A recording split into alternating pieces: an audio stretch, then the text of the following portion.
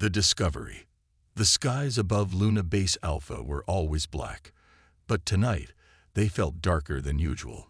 Dr. Maya Nakamura stood at the observatory's main viewport, her eyes fixed on the distant stars as her quantum receiver hummed quietly behind her.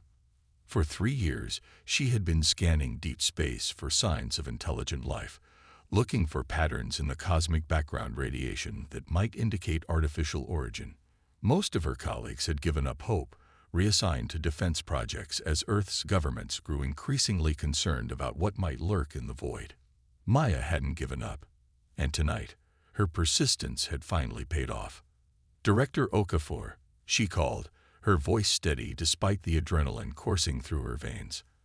I think you need to see this. The pattern on her screen pulsed with mathematical precision, prime numbers, followed by quantum equations that shouldn't be possible according to current human understanding. But it was the image forming from the decoded data that had stolen her breath.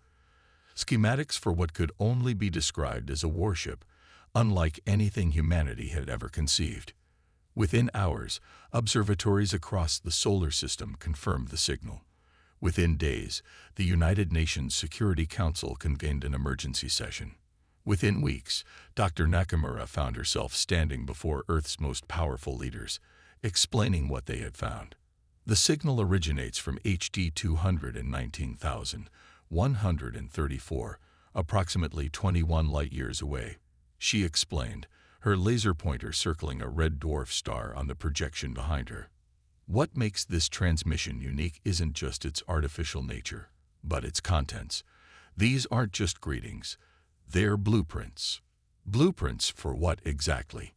General Zhao of the Pan-Asian Alliance leaned forward, her eyes narrowed. A warship, Maya answered simply, but one that operates on principles of physics we've barely begun to theorize.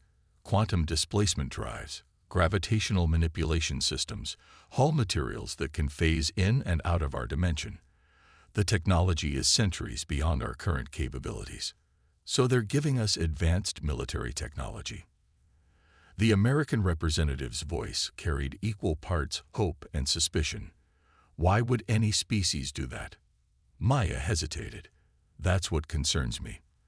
The transmission pattern suggests urgency, and the limited communication embedded alongside the blueprints indicates these aren't just designs.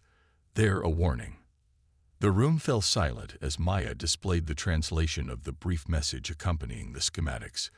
They are coming. Build this. Survive. Project Prometheus was established within days, a global initiative to decode and implement the alien technology. The lunar shipyards, originally designed for constructing simple interplanetary vessels, were expanded dramatically. Scientists and engineers from every nation were recruited, sworn to secrecy, and transported to the dark side of the moon. Maya worked alongside Commander Jack Harper, a decorated veteran of the Mars conflicts who had been selected to lead the military aspect of the project. Where Maya saw scientific mysteries to unravel, Harper saw tactical applications and defensive capabilities. The quantum displacement system, he mused, reviewing the schematics in the lunar base's main lab. If this works as described, it would allow a ship to essentially teleport short distances during combat. No current weapons system could track it effectively. Maya nodded, manipulating the holographic display to highlight another component. And this gravitational manipulator could be used to create localized distortions in spacetime, either as a defensive shield or as a weapon that could tear enemy ships apart. If we can build it, Harper said, his expression grim. Some of these materials don't exist in our periodic table. That's where this comes in, Maya replied, displaying another section of the blueprint. It's a manufacturing process that uses quantum entanglement to create stable elements beyond what should be possible. We've already begun testing on a small scale. 6 months into construction, the first attack came. An Earth monitoring station in the Kuiper Belt went silent. Then another. By the time the third outpost was destroyed, the pattern was clear. Something was methodically eliminating humanity's early warning systems, working its way inward toward the heart of the solar system. The Project Prometheus Oversight Committee met in emergency session as footage from the last outpost's final moments was analyzed. The grainy images showed only a glimpse of what had attacked them, a vessel of impossible geometry, seeming to fold in on itself as it moved, leaving reality distorted in its wake. "We need more time," Director Okafor insisted, addressing the committee. "The Quantum Defiance is only at 60% completion. Its defensive systems aren't integrated. The quantum drive is untested. We're out of time." General Zhou interrupted, displaying the latest tracking data.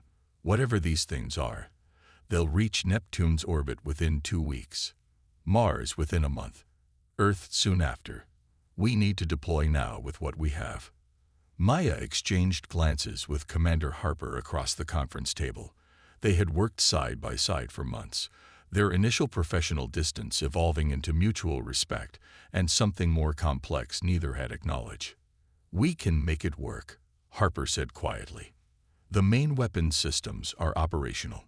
The quantum displacement drive has passed preliminary tests. We can finish the integration of essential systems while en route to intercept." "It's a suicide mission," Maya objected. "Even if the ship can fly, we don't fully understand half of these systems. The alien materials are still behaving in ways we can't predict. The phase-shifting hull alone could destabilize if the quantum field generators aren't perfectly calibrated." "Then I guess you're coming with us, Doctor," Harper replied with a grim smile. "Because you're the only one who might figure it out before we make contact." The next 72 hours passed in a blur of activity. The Quantum Defiance, still missing exterior armor plates, with exposed conduits running along temporary corridors, was moved from its construction cradle. A crew of 48 was hastily assembled. Engineers, scientists, and military personnel from a dozen nations. They were humanity's best hope, boarding a half-finished vessel built from technology they barely understood, to face an enemy they couldn't comprehend. Maya found Harper on the observation deck the night before launch, staring out at the incomplete form of the Quantum Defiance, silhouetted against the stars. "Having second thoughts?" she asked. "About facing an unknown alien threat in an untested ship?" He laughed softly. "Constantly.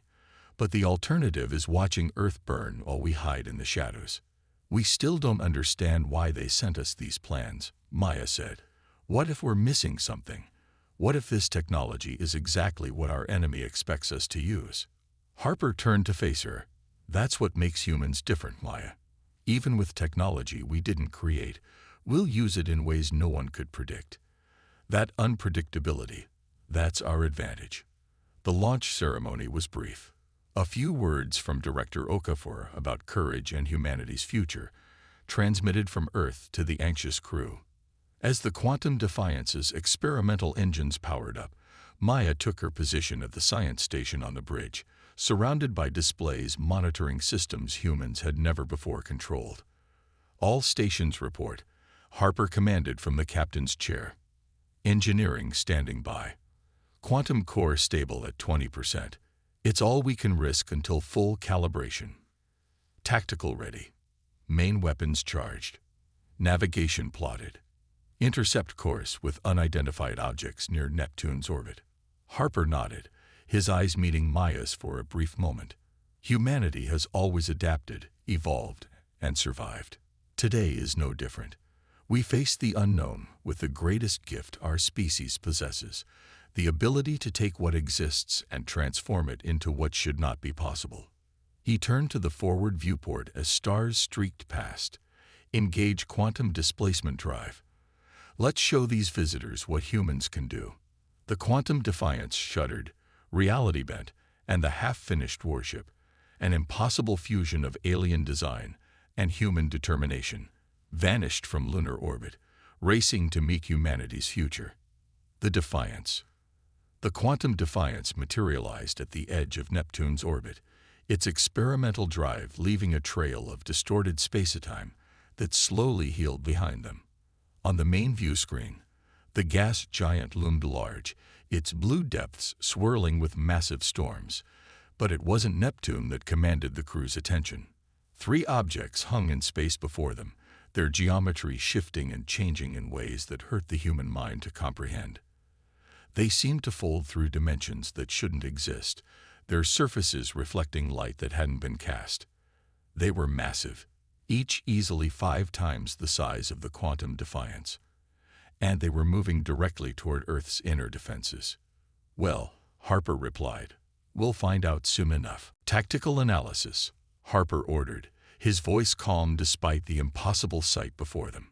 Lieutenant Rodriguez at the weapons station shook her head in frustration. "Sensors can't maintain a lock, Commander. Their hulls seem to exist partially outside our dimension. Energy readings are fluctuating wildly. They haven't reacted to our arrival," Maya observed, studying her own readings. "The quantum displacement might have masked our approach." Harper nodded. "Then we have the element of surprise. Prepare main gravitational lance. Target the lead vessel." The bridge crew worked with practiced efficiency despite their fear. The Quantum Defiance's primary weapon, a focused beam of artificially generated gravitational distortion, powered up as targeting systems struggled to compensate for the alien vessel's dimensional shifting. "Fire," Harper commanded. The lance lashed out, a visible distortion in space that struck the lead vessel. For a moment, nothing happened.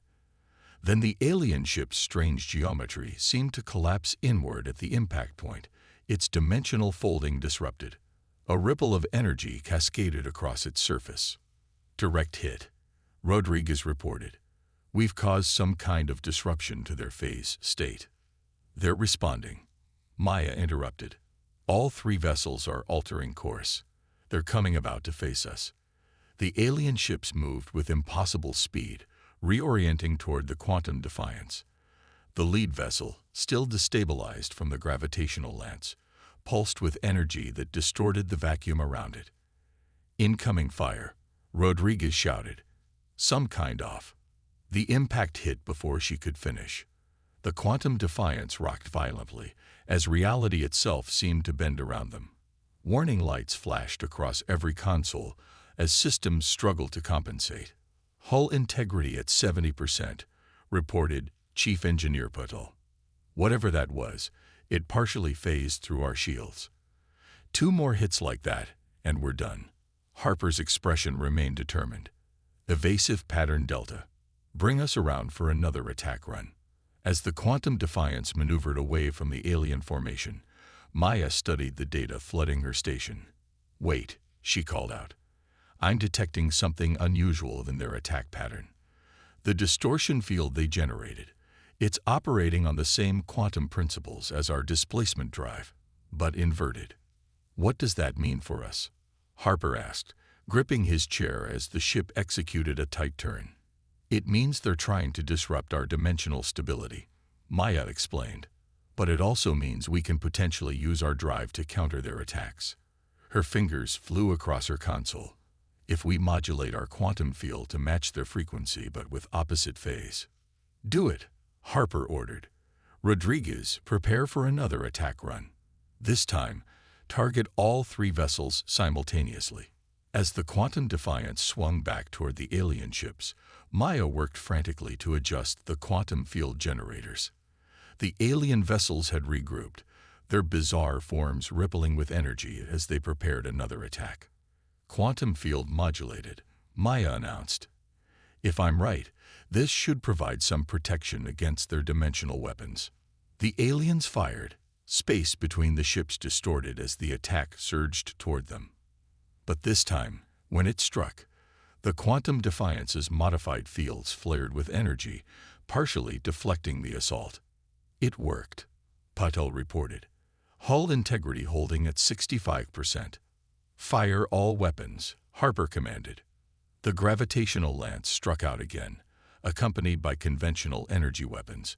The aliens' formation scattered, one vessel taking significant damage as its dimensional phasing fluctuated wildly. "We've hurt them," Rodriguez reported, a note of hope in her voice. But the battle was far from over. The 2 undamaged alien ships regrouped quickly, their attack patterns becoming more coordinated. The damaged vessel hung back, its form rippling as if struggling to maintain coherence. "They're adapting," Maya warned, "changing their attack frequency. I'm trying to compensate." The next hit came harder, throwing crew members from their stations as power fluctuated throughout the ship. Harper picked himself up from the deck, blood trickling from a cut on his forehead. "Damage report. Hull breaches on decks 5 through 7, Paddle responded. "Emergency force fields holding. Quantum core stability dropping. We can't take much more of this." Maya stared at her readings, a wild idea forming. "The schematics," she said suddenly. "We've been thinking about this ship as just a weapon, but what if it's more?" The quantum equations in the original message, they suggested a harmony between dimensions, not just displacement. "What are you saying?"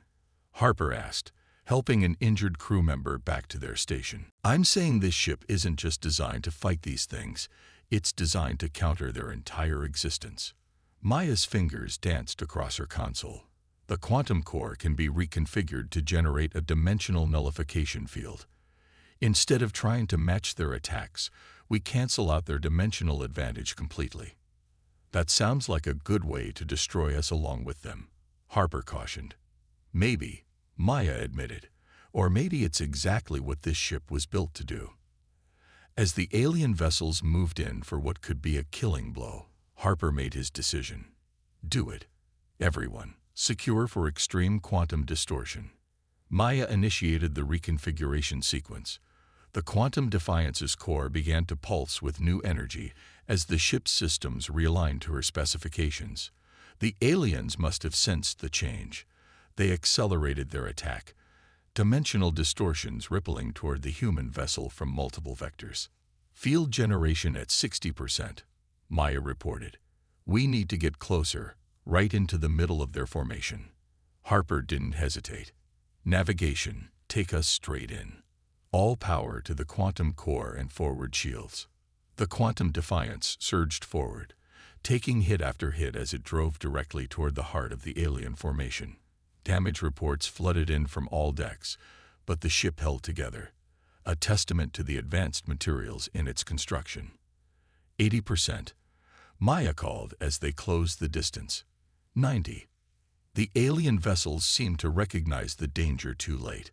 They attempted to scatter, but the Quantum Defiance was already among them, the nullification field building to critical levels. "Now," Maya shouted, activating the field at full power. Reality itself seemed to scream in protest. From the Quantum Defiance, a wave of energy expanded outward, not destructive force, but a fundamental recalibration of dimensional properties in the surrounding space. The alien vessels, dependent on their phase-shifting abilities, found themselves suddenly anchored fully in normal space. Their impossible geometries collapsed, their hulls transforming into more recognizable structures as the dimensional nullification field stripped away their advantage. Vulnerable now, they had no defense against the Quantum Defiance's conventional weapons. "Fire everything we've got left," Harper ordered. The gravitational lance lashed out one final time, joined by every operational weapon on the ship. Without their dimensional shifting, the alien vessels were surprisingly vulnerable. One by one, they broke apart under the assault, their debris scattering across Neptune's orbit. As the battle ended, the bridge fell silent except for the creaking of the damaged hull and the hiss of emergency systems. Maya stared at her console in disbelief. "We did it," she whispered. "It actually worked." Harper moved to stand beside her station. "You did it," he corrected. "You understood what this ship was truly meant to do." Maya shook her head. "No, that's the thing. I didn't just follow the alien blueprints. I modified them. The nullification field wasn't explicitly in their design. It was a human innovation based on their principles." Harper's expression changed as he realized the implications. "That's why they sent us the plans. Not because they thought we could just build their technology, but because they knew we would make it our own." Maya finished. "Improve it. Adapt it in ways they might never have considered." As the Quantum Defiance limped back toward Earth, its damaged systems struggling to maintain power, Maya made another discovery in the ship's quantum communication array. A new signal, weak but unmistakable, coming from the same star system as the original blueprints. This time, the message was simpler. Well done.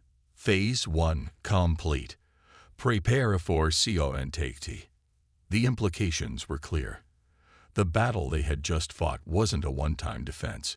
It was the beginning of something larger. Humanity had proven itself worthy of joining a greater community among the stars. The Quantum Defiance, a warship that shouldn't have been possible with human technology alone, had become the key to humanity's cosmic future. As Earth came into view on the main screen, Harper addressed his battered crew. Today we did the impossible.